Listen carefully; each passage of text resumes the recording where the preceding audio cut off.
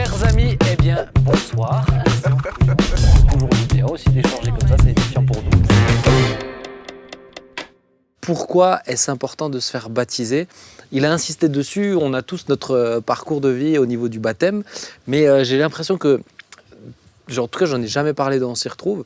Et tiens, je me disais, mais comme il n'arrête pas de revenir dessus, vraiment, on va terminer dessus. Pourquoi c'est important, alors que, mince, enfin, il a démontré qu'il s'est engagé avec Dieu, il est allé en prison, enfin, il a fait plein de démarches pour montrer à Dieu qu'il renonçait à sa vie. Mais pourquoi le baptême, c'est essentiel dans la vie d'un chrétien? En tout cas, pour moi, la première des choses, c'est que l'exemple qu'on veut suivre, celui qu'on suit, il s'appelle Jésus. Oui. Et Jésus est notre exemple à chacun d'entre nous et on veut suivre Jésus dans tout ce qu'il a pu faire. Alors on va souvent retenir Jésus a prié pour les malades, il y a les malades qui ont été guéris, donc on va prier pour les malades vont être guéris. Jésus a fait des miracles, Jésus a prêché la parole, enfin voilà, on va vouloir vivre tout cela, mais on oublie souvent que Jésus, avant son ministère, il est passé par les eaux du baptême. Parce qu'il nous a montré l'exemple. Il nous a montré l'exemple. Moi, je pense déjà que ça, c'est la première des choses. Parce que Jésus n'aurait pas eu besoin, quelque part, de passer par les eaux du baptême. Mais il nous a montré l'exemple. Et je crois que si lui nous a montré l'exemple à passer par les eaux du baptême, et il s'est fait baptiser par Jean-Baptiste. Et Jean-Baptiste, quand il a vu Jésus, il a dit « Non, mais attends, c'est toi qui dois me baptiser, c'est pas moi qui dois te baptiser. » Jésus lui a dit « Non, il est important que j'accomplisse la volonté de mon Père. » C'est pas le tout de dire « J'accepte Jésus », c'est pas le tout de dire « Je change de vie ». Le baptême, c'est vraiment une notion de je le fais parce que Jésus m'a montré l'exemple. Donc, parce qu'il m'a montré l'exemple, il nous demande de le faire, alors j'obéis, quoi, c'est ça? Et il y a une notion, excuse-moi, il y a une notion dans ma langue. Je vais le dire dans ma langue, après je vais vous la traduire. Certains reconnaîtront. Autant ditemuto que omabandemo. Voilà. Je suis d'accord avec toi aussi. Très bien. Je l'aurais pas dit comme ça, mais c'était à peu près ça. Oui, mais ça veut dire si tu aimes une femme, il faut l'épouser. Et le baptême, c'est l'alliance, c'est l'engagement, en fait. Nous sommes tous mariés et nous avons tous... elle est petite, la tienne? Non, ok, d'accord. Ok. Ce que je veux dire, on a tous une alliance. Le baptême, c'est l'alliance. C'est l'alliance avec le Seigneur. C'est réellement là où je m'engage devant les hommes et dans mon cœur de dire... on y va. C'est pas la repentance. J'essaie de rebondir et de faire le lien avec le témoignage de Gilou, mais c'est pas la repentance, l'alliance qu'il a fait alors. C'est le moment du baptême, c'est bien ça? Je pense que la repentance fait partie de cette démarche, mais à un moment donné, l'engagement avec une femme, elle est là, hein, et elle nous le rappelle très bien.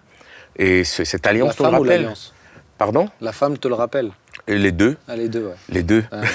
Et du coup, je pense que le baptême, en tout cas, si je devais donner une image, ce serait cette dimension-là où je décide maintenant devant Dieu et devant les hommes de m'engager à une nouvelle vie avec celui que j'aime, Jésus. C'est ce que tu voulais rajouter quelque chose? Moi, quand on analyse la Bible, on voit que Dieu scelle toujours ses alliances par quelque chose de visible et de physique. Toujours de Noé avec l'arc-en-ciel, je veux dire la circoncision, constamment. Toutes les alliances dans la Bible sont scellées et marquées d'une manière visible. Et je crois que le baptême, c'est exactement ça en fait. C'est que je marque d'une manière visible l'engagement que j'ai pris. C'est hyper pédagogique pour nous en fait. C'est que je peux me souvenir de l'alliance. Je peux me souvenir de l'engagement que j'ai pris. C'est pour nous que Dieu fait ça. C'est pour qu'on puisse se souvenir de l'engagement. Et puis c'est pour ça qu'on porte des alliances. Quelque part, ça nous aide pédagogiquement à nous souvenir. Même le baptême dans le Saint-Esprit, le parler en langue, le côté visible, c'est là aussi pour que ça nous aide à nous souvenir, à avoir l'assurance de l'engagement que j'ai pris. Et si quelqu'un maintenant dit oui, mais moi je me rappelle du moment où j'ai décidé de suivre Jésus, donc j'ai pas besoin de me faire baptiser, qu'est-ce que tu lui dis? Alors je lui dis pourquoi t'obéirais pas à Jésus qui nous demande d'être baptisé? Alors je comprends pas. Si Jésus a dit c'est comme ça, l'alliance elle se fixe comme ça, alors faut le faire. Quand on peut le faire, il y a le brigand sur la croix qui n'a pas pu le faire. Exactement. Mais quand on peut le faire, on le fait. Ouais. Je veux dire, en France, tu veux te marier, tu dois aller à la mairie. Ok, c'est pas à la mairie où je me suis pleinement marié devant Dieu, Mais si je veux me marier à l'église pleinement devant Dieu, j'ai été à la mairie et ça ne me dérange pas. Ouais. Parce que l'essentiel, c'est d'obéir à Dieu et de faire sa volonté. Ouais. Moi, ça m'est arrivé d'avoir... je connais une dame, par exemple, qui a dit « Oh, mais moi, maintenant, c'est plus pour moi, je suis âgé. C'est que les jeunes, ils se fassent baptiser, c'est bien. Mais une vieille dame qui va dans les eaux du baptême, qu'est-ce qu'on pourrait dire à quelqu'un comme ça qui a eu des années et des années de vie chrétienne ?» Mais moi, j'ai du mal à comprendre parce que le jour où le Seigneur te touche, je reviens dans ce que je disais tout à l'heure, c'est qu'on a envie de le suivre, quoi. Ouais. On a envie de faire sa volonté, on a envie de marcher sur ses pas. Et moi, je sais que quand Jésus m'a touché, mais dès que j'ai compris que le baptême était de cet engagement, cette alliance, et cette volonté de suivre Jésus, mais moi je me suis même pas posé la question. Je dis mais moi j'aime Jésus, je veux le suivre. C'est ça. Si c'est pas passé par les eaux du baptême, je sais pas, on m'aurait dit autre chose, bibliquement parlant, je peux dire, j'aurais fait autre chose. Clairement. Mais le baptême, c'était cette alliance, cet acte concret. Ouais. Pour moi c'était automatique. Donc je me dis mais pourquoi pas aller jusqu'à là? Ouais. Pourquoi se priver de ce moment où on est en train de dire à Jésus, mais Jésus, je veux te suivre et je veux t'obéir, je veux me soumettre à ta volonté. Et les eaux du baptême en font partie. Et le bonus, c'est qu'en même temps, tu fais une fête pour célébrer ce qu'il a fait dans ta vie, tu peux inviter tes amis, oui. Ça devient un témoignage même pour les gens autour de toi. Un jour de fête. Ouais. Un jour de fête. C'était une dernier petit sujet pour faire le lien avec. Ça me semble important en fait de terminer sur en plus du témoignage de Gilou. Mais bien aimé, si vous n'êtes pas baptisé, n'attendez pas. Si vous êtes décidé à suivre Jésus, si vous êtes vraiment convaincu, parce que ça reste un engagement. On réfléchit avant de s'engager avec une épouse. On s'engage pas dans les eaux du baptême à la légère non plus. Ce que je veux dire, c'est peut-être le truc qui m'attriste le plus, c'est quand je vois des gens qui sont tout feu tout flamme au moment du baptême, et puis ensuite au moindre coup de vent, disent finalement. C'est un engagement sérieux. L'engagement, le mariage et le baptême, c'est les deux engagements les plus importants. Est-ce qu'on peut se baptiser 2 fois du coup? Si la première fois. Là, tu vas lancer sur un autre débat et j'étais en train de conclure. Ah, pardon. Mais c'est une bonne question.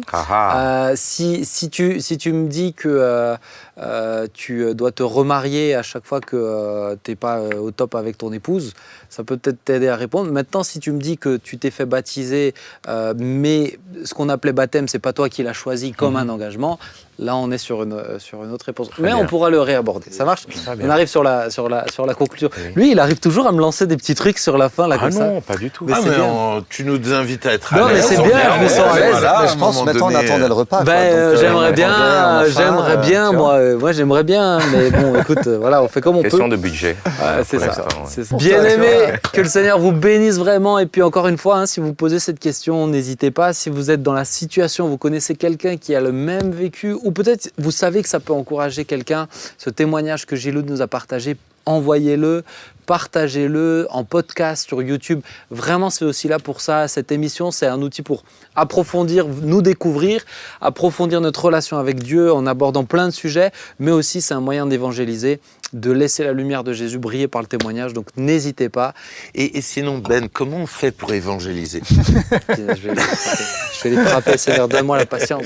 Que Dieu vous bénisse. Rendez-vous vendredi prochain à 19h. À plus.